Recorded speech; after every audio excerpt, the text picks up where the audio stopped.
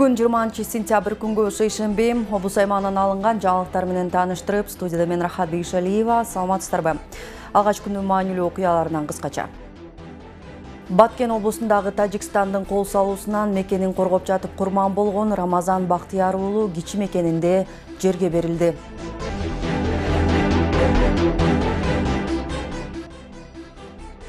Баткен элине жерлерде гуманитардык жардам чогултуу уланууда.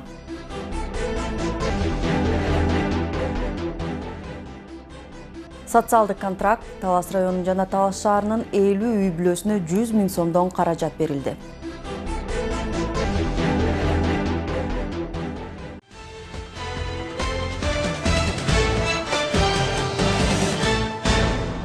Кыргыз-Тажик чек арасында куралдуу жаңжалды жөнгө салуу, аскерлерди жана согуштук техниканы туруктуу жайгаштыруу, жерлерине алып чыгуу жөнүндө протоколго кол коюлду.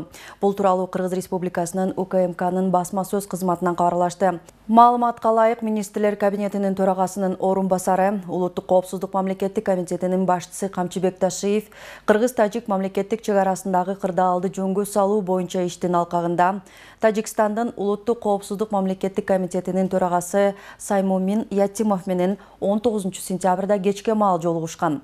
Сүйлөшүүлөрдүн жыйынтыгында ок атышууну токтотуу жана кырдаалды жөнгө салуу боюнча жана мурда жетишилген макулдашууларды ишке ашыруу максатында эки өлкөнүн ортосунда Кыргызстан менен Тажикстандын согуштук аракеттерди толук токтотууну, аскерлерди жана согуштук техниканы туруктуу жайгаштыруу жерлерине алып чыгууну, чек ара заставаларын жана комендатураларды биргелешип текшерүүнү, үстүбүздөгү жылдын 14-16 сентябрында болгон окуяны кылдаттык менен териштирүүнү камсыз кылуу жана чек ара аймактарындагы куралдуу кагылышууну жөнгө салуу жөнүндө протоколго кол коюлду деп айтылат маалыматта.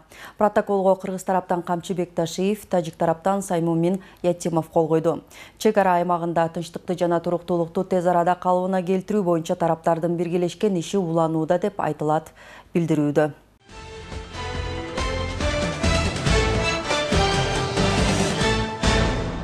Тажикстандын Кыргызстанга агрессивдүү чабуулунун натыйжасында көп сандаган социалдык жарандык инфраструктура жана турак жай имараттары жабыркады. 140 миңдей кыргызстандык үй жайын таштап кетүүгө аргасыз болду.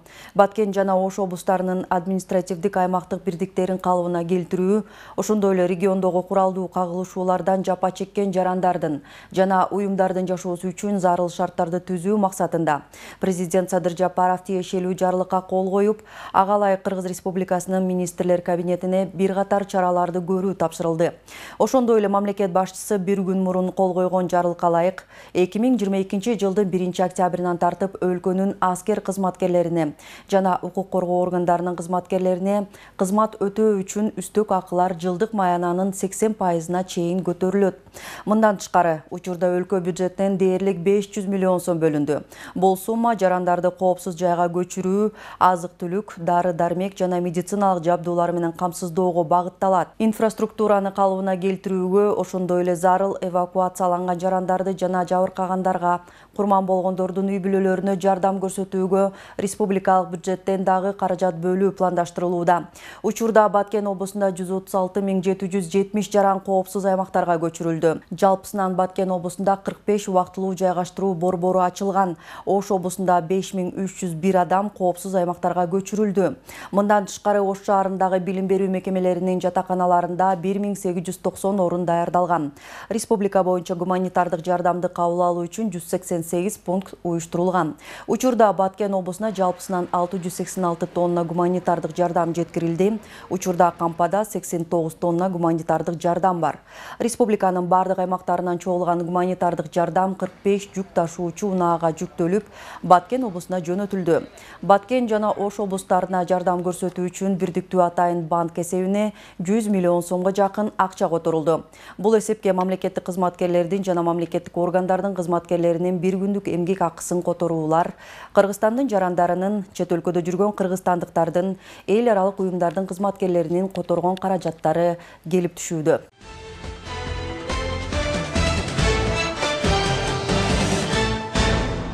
Атайын түзүлгөн комиссия Кыргыз-Тажик кагылышуусунан келтирилген чыгымды аныктоо иштерин баштады. Учурда Кыргыз-Тажик чек арасындагы согуштук аракеттерден кийин Баткен жана Ош облустарында келтирилген зыянды жана кыйратууларды аныктоо боюнча атайын комиссия иштеп жатат деп билдирди Кыргыз Республикасынын өзгөчө кырдаалдар министрлигинин куткаруучуларды даярдоо мамлекеттик борборунун башчысы подполковник Рысбек Жолдошбаев.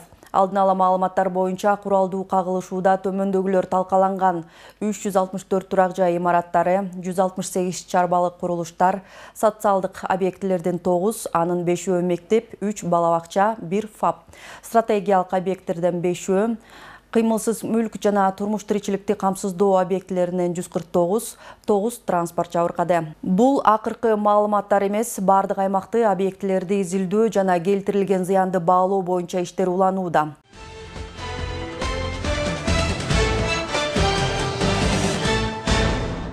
Кыргыз Республикасынын министрлер кабинетинин төрагасы Акылбек Жапаров министрлер кабинетинин алдындагы инвестициялык кеңештин жыйынын өткөрдү. Иш-чарага бизнес ассоциациялардын, эл аралык уюмдардын жана мамлекеттик органдардын өкүлдөрү катышты. Министрлер кабинетинин башчысы бизнес өкүлдөрүнө карапайым жарандарга өлкө үчүн оор күндөрдө гуманитардык жана финансылык жардам көрсөткөндүгү үчүн ыраазычылык билдирди. Кыргыз Республикасынын президентинин жарлыгы менен 2022 жылдын 1-октябрынан тартып прокуратура органдарынын кызматкерлерин кошпогондо Кыргыз Республикасынын аскер кызматчыларына жана укук коргоо органдарынын кызматкерлерине кызмат өтөө үчүн үстөктөр жылдык эмгек акы фондунун 80%-на чейин жогорулатылат. Биздин алдыбызда көптөгөн калыбына келтирүү иштери турат. Ушул күндөрү жардам көрсөткөн бизнес өкүлдөрүнө жана карапайым жарандарга ыраазычылык билдирем. Өлкөбүздөгү кыйынчылыктарды биргеликте жеңебиз, деди ал. Акылбек Жапаров өткөн жылы өлкөгө 1 миллиард АКШ долларынан ашык инвестиция келгенин жана инвестиция тартуу маселесине жаңы ыкмаларды киргизүүнүн маанилүүлүгүн белгиледи.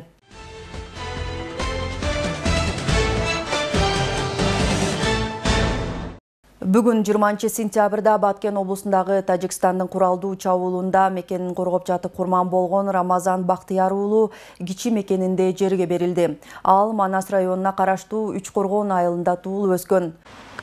16 сентябрда тынч жаткан элге кол салган тажик аскеринин куралдуу чабуулунан каза болгон Талас облусунун кулуну Рамазан Бактыяр уулунун сөөгү 19 сентябрь күнү түндө Талас облусуна жеткирилди. Жоокердин сөөгүн облус башчысы Бакытбек Нарбеков тосуп алып, Манас районуна караштуу Үч Коргон айылындагы ата-энесине тапшырды.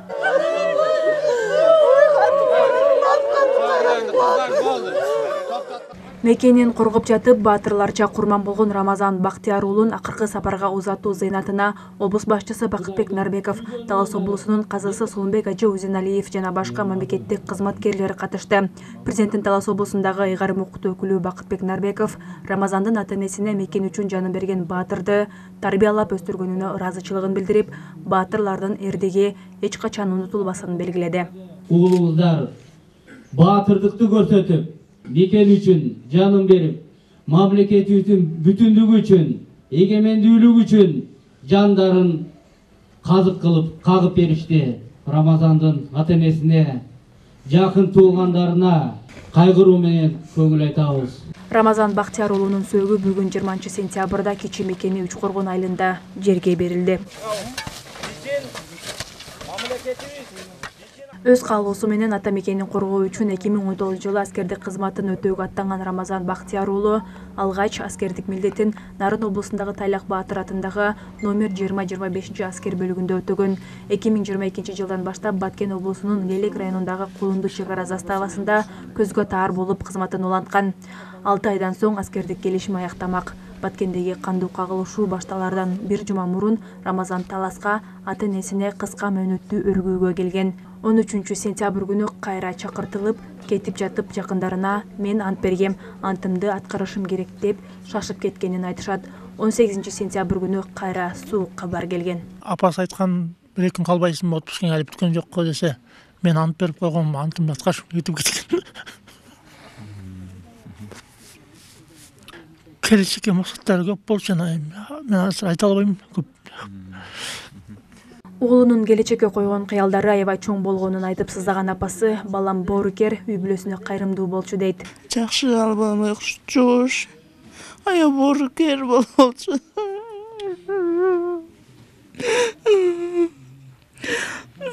Appa buyursa kelimde tamdı bitirip üylenen dep ketkeni.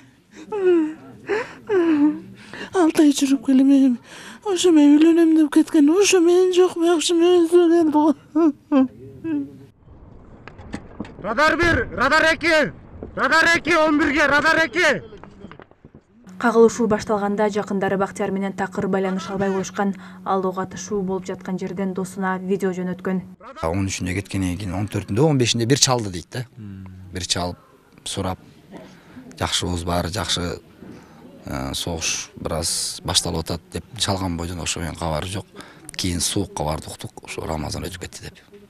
Бактияр Рамазан уулу Баткенде кызмат өтүп баштагандан тартып бул үйдүн курулушун баштаган. Үйдү куруп бүтөрүм менен үй бүлө курам деген тилегине жетпей кетти. Айжамал Байырбек кызы, Мелис Элебесов, Эркинай Жумабекова, Талас облусу.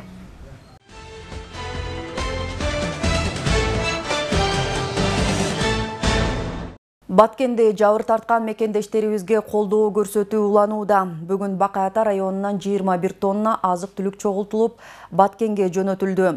Чогултулган гуманитардык жардамды өзгөчө кырдаалдар бөлүмүнүн кызматкерлери даректүү жеткирилишин көзөмөлгө алышат. Кененирээк кийинки материалда. Ак-Дөбө айыл аймагынын Кайдыгер Карабаган жарандары тарабынан чогултулган азык-түлүк, кийим-кечелер Баткенге сапар алчу оор жүк ташуучу унаага жүктөлдү. Бул оор жүк ташуучу унаага 2 күндөн бери райондогу 9 айыл өкмөттөн ар кандай гуманитардык жардамдар чогултулууда. Баткен элин колдойбуз.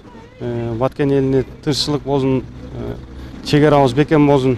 Анан жалпы элибиз менен колубуздан келишинче жардам көрсөтүлдү. Анан айрымдары талаада болуп калганына байланыштуу дагы жардам беребиз дешти, акчалай салып жүрүүгө аракет кылабыз дешти иншалла. Жалпы тилегенибиз ошо тынччылык болсун элибиз журтубузда.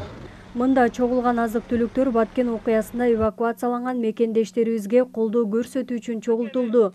Жалпы 21 тоннанын тегерегиндеги азык-түлүк 1,5 миллион сомдун тегерегиндеги каражатты түздү. Азыр дагы мына өзүңүздөр көрүп атасыздар, кээ бир ушу биздин Бакай-Ата районунун тургундары алып келип атат. Айыл өкмөттөр Кудай буйрса, азыр ушу машинабызды толтуруп, түштөн кийин ушу Баткен областына жолго чыгарабыз. Аман эсен жакшы жетип алсындар.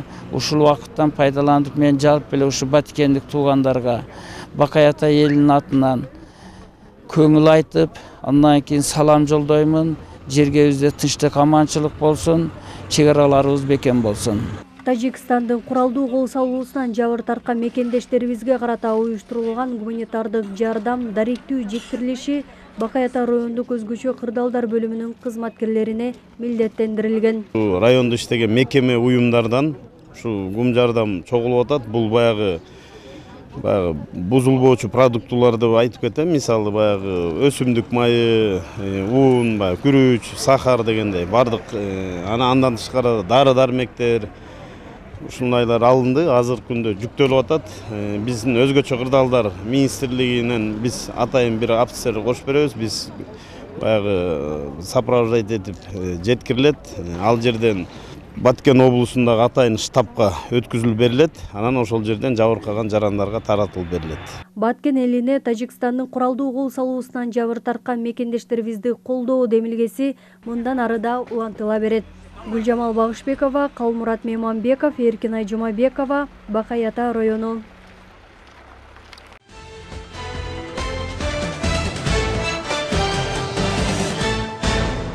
Таласта кайрымдуу жарандар гуманитардык жардамдарды кабыл алуу пункттарына тамак-аш, кийим-кече, гигиеналык каражаттарды жана дары-дармектерди алып келүүдө. Ар бир райондо Тажикстандын кол салуусунан жапа чеккен мекендештерибиз үчүн азык-түлүктөр чогултулууда.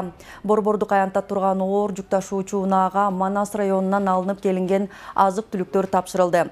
Жалпы 8 тоннанын тегерегиндеги азык-түлүк, кийим-кече, гуманитардык жардам Манас районунун жергиликтүү жашоочулары тарабынан берилди.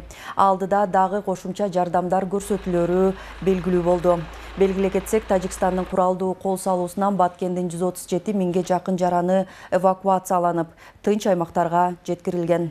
Кыйынчылык болуп турганда, бир мушундай бириккен кыргыз элибиздин кайрымдуулук кылган бир туугандарыбыздын баарына чоң ыраазычылык, рахматыбызды айтат элек. Жалпысынан айтканда, Бир машина менен алып келип азыр жөнөтүп атабыз. Эми бул элдин бергени менен эмне кылганда баары ошол жерде кызмат кылган балдарыбызга элибизге деп берди. Көлөмү бир 8 тоннанын тегерегиндеги бүт жардамды алып келдик. Элибизде тынччылык болсо экен.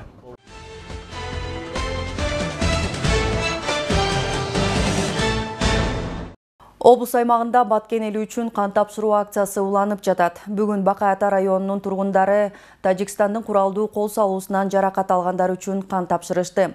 Белгилей кетсек, Баткенге кол салуудан 185 кыргызстандык жаракат алган. Темага кенен кабарчыбыз токтолот. Тажикстандын куралдуу кол салуусунан 185 кыргызстандык жаран ар кандай жаракат алган. Буга байланыштуу жарат алган мекендештерибиз канга муктаж болуп турган учур. Натыйжада өлкө аймагындагы мекендештер Баткен эли үчүн кан тапшыруу акциясына активдүү катышып, жабыр тарткандарга жардам көрсөтүшүүдө. Колубуздан келген жардамыбыз бул эми донор болуу. Же колубузга курал алып барып мекенчегин кургай албасак, анан биз колубуздан келгени бул донор болуу. Ошол себептен бүгүн кичине кан тапшырып болсо дагы элибизге кичине бир жакшы эмебизди салымыбызды кошсок деген оюбуз. Анан бир эле максатым ушул бир жакшы жака чечилип, элибизге бир тынчтык орноп, баардыгыбыз бир ушу жарык күндүн астында, жакшы күндүн астында ынтымакта өмүр сүрсөк деген эле изги тилегим бар. Баткен эли үчүн кан тапшыруу акциясы Бакай Ата райондук мамлекеттик администрациясы тарабынан уюштурулган. Донор болууга мамлекеттик мекеме уюмдун кызматкерлери жана жөнөкөй жарандар чакырылган. Кан тапшыруу акциясын ошол биз бардык айыл өкмөттөргө, бардык мекеме уюм жетекчилерине, ушул коллективине өз каалоосу менен кан тапшырам деген кызматкерлер болсо, ушул биздин Бакай Атанын жалпы дарыгерлик практикалык борборуна бүгүнкү числого дайындаганбыз. Ар ким өзү каалап кан тапшырам деген ошо Баткен элине кайдыгер карабаган ушул жабыр тарткандарга жардам көрсөтөбүз деген ошо адамдар келип кан тапшырышат. Бул күнү 162 адам кайрылып, 88 адам кан тапшырды.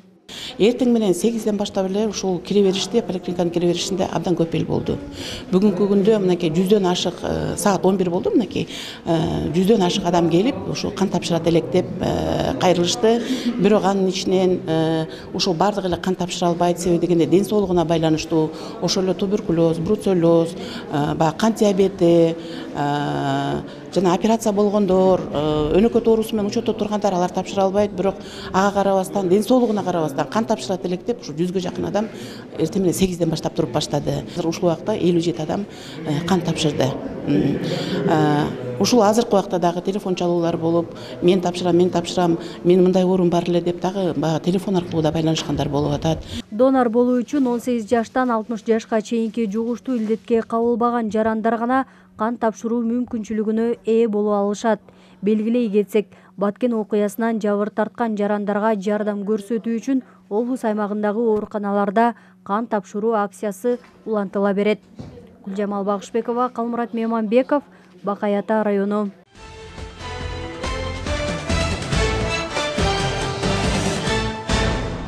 Кыргыз Республикасынын министрлер кабинетинин токтомуна ылайык аз камсыз болгон үй бүлөлөргө колдоо көрсөтүү максатында социалдык контракт түзүлүүдө.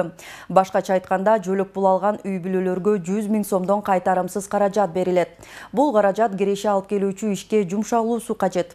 Долбоор үчүн республикалык бюджеттен 292 миллион сом каржы бөлүндү. Ушул учурда өлкө боюнча 2800 аз камсыз үй бүлөгө 100 000 сомдон гранттык социалдык жардам көрсөтүлүп жатат. Мындай колдоону Талаш шаарында жашаган 24 үй бүлө алды. Социалдык контракт түзүү үчүн үй бүлөлөрдү жергиликтүү өз алдынча башкаруу органдарына караштуу социалдык маселелер боюнча комиссия мэрия менен биргеликте тандады. Натыйжада Талаш шаарынан 24 долбоор тандалып алынып, алар үчүн мамлекет тарабынан 100 000 сомдон кайтарымсыз каражат берилди. 100 000 сомду алууга сертификаттарды тапшыруу аз эмне. Кыргыз Республикасынын эмгек, социалдык камсыздоо жана миграция министринин орун басары Жылдыз Полотова, облус башчысынын орун басары Кыялжан Узакова жана шаар мэри Аскар Шабданов катышты.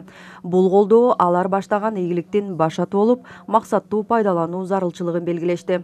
Балыкчыга кайрымга алып бергендей да, бул Кыргыз Республикасынын өкмөтүнүн өзүнүн жарандары үчүн атайын экономикалык жактан көз карандысыз болуусуна шарт түзүү деп түшүнөм. Биз кыргыздар күзгө келгенде эле баягы акчаны алып эле түз эле тойлорго эле жөнөп кетебиз. Тапкан каражатыңыздарды өнүктүрүүгө жумшаңыздар.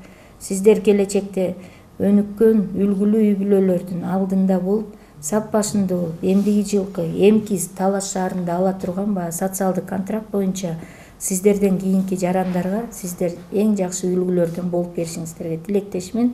Кичи жана орто бизнести колдоо менен миграциянын агымын кыскартып, шаардык бюджетти толуктоого болот. Мындан ары кала бийлиги бул үй бүлөлөрдүн ишин алга жылдыруу үчүн ар тараптуу колдоого алат.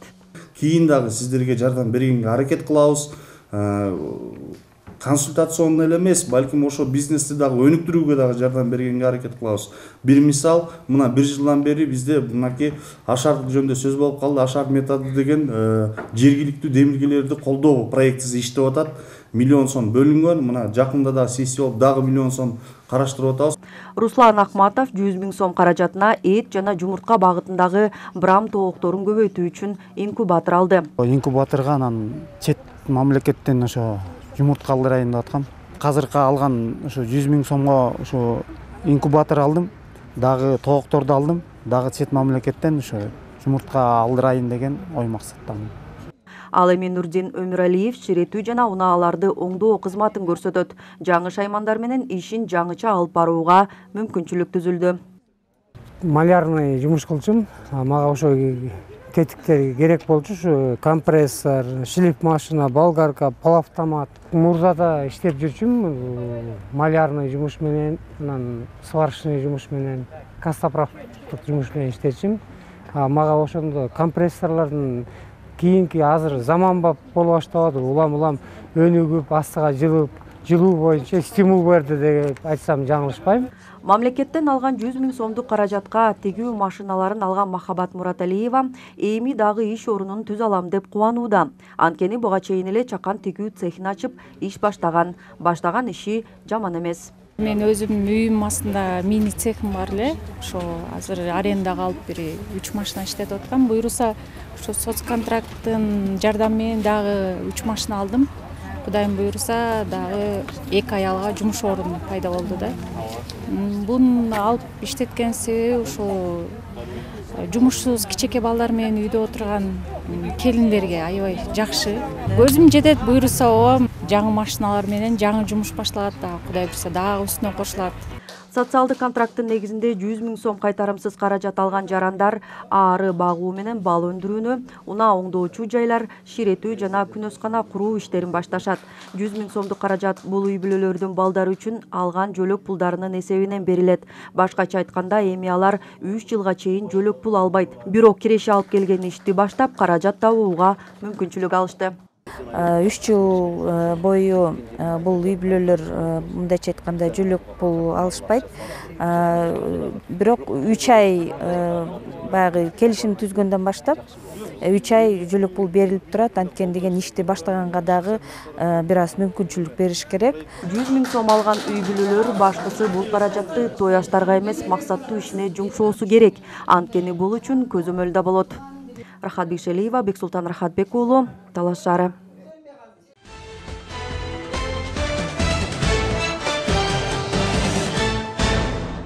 Бала бакча төлөмү 1000 сомго көтөрүлдү. Буга чейин Талаш шаарындагы ата-энелер бала бакчага барган балдарына төлөм акы катары 600 сом беришсе, мындан ары 1000 сом төлөй турган болушту. Мындай чечим кечээ Талаш шаардык кеңешинин сессиясында кабыл алынды. Шаардын депутаттары бала бакча төлөмүн жогорулатуу боюнча демилге алгач ата-энелер тарабынан сунушталганын билдиришти. Сессиядан кабарчыбыз баяндайт. Бала бакча төлөмүн көтөрүү боюнча маселе Талаш шаары кеңешин кезексиз 15-чи сессиясында каралды. Аталган маселе буга чейин 2 ирет коомдук угууга коюлган. Депутаттардын айтымында бала бакча төлөмүн жогорулатууну ата-энелер демилгелеген. Бул сунушту бала бакча директорлору шаардык билим берүү бөлүмү дагы колдоп берүүгө чакырышты. Суроо талапты эске алуу менен депутаттар биригип төлөмдү 1000 сомго көтөрүүнү колдоп беришти. Бирок чечим кабыл алууда депутаттар иштин мыйзамдуу жагына дагы көңүл бурууну эскертип чочулашты. Бирок акырында балдардын жакшы тамактануусу үчүн деп бир добуштан чечим кабыл алышты. Шаардык кеңештин депутаттары сунушту бүгүн карап чыгып, ата-энелерден чогулта турган акчаны 1000 сом кылып бекитип бердик.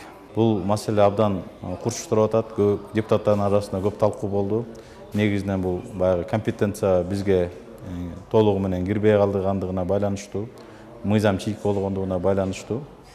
Баягы айла жоктуктан балдардын тамак ашы жакшырсын деген ниетте бүгүн биз бекитип бердик.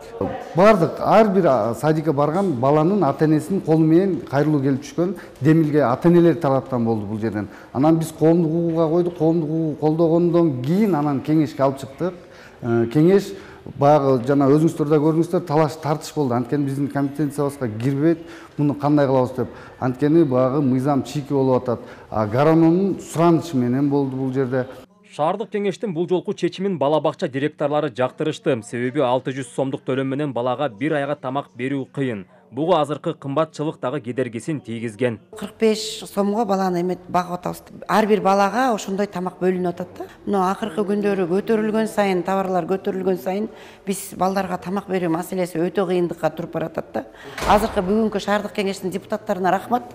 Өздөрүнүн ойлорун айтып, биз эми эмнебиз депутат, бизди эл шайлаган, элдин көйгөйүн көтөрүп берели, биринчи баланын тагдырын күнүмдүк ошо жерде 8 саат болот, ошо 8 саат тамагын чечип беребиз деп, бир айлык энатанын төлөмүн 1000 сомго көтөрүп беришти.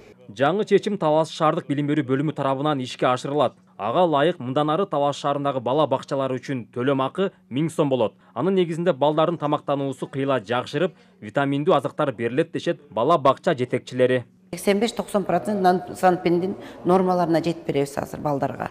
Мисалы, балага азыр 100 грамм эле сүт берип калганбыз. Өзү негизи бала күнүнө 250 грамм сүт ичиш керек. Ошондо азыр сүттүн граммы да көтөрүлөт ушул айдан баштап. Эттин граммы да көтөрүлөт. Нанды 60 грамм беришибиз керек болчу, нанды 35-40 граммдан эле берип калганбыз. Биз колдоону гана күткөнбүз. Жалал Абадта, Ошто, Бишкек шаарында банан, ушундайлардын баарын берет. Биз жок дегенде ошо витаминдүү тамак, жана творог, каймак ушуларды бере албай калбадыкпы балдарга.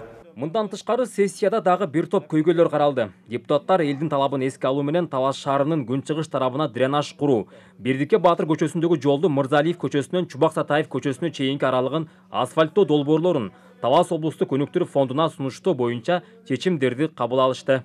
Нурсултан Курманбеков, Байжан Мирбеков, Талас шаары.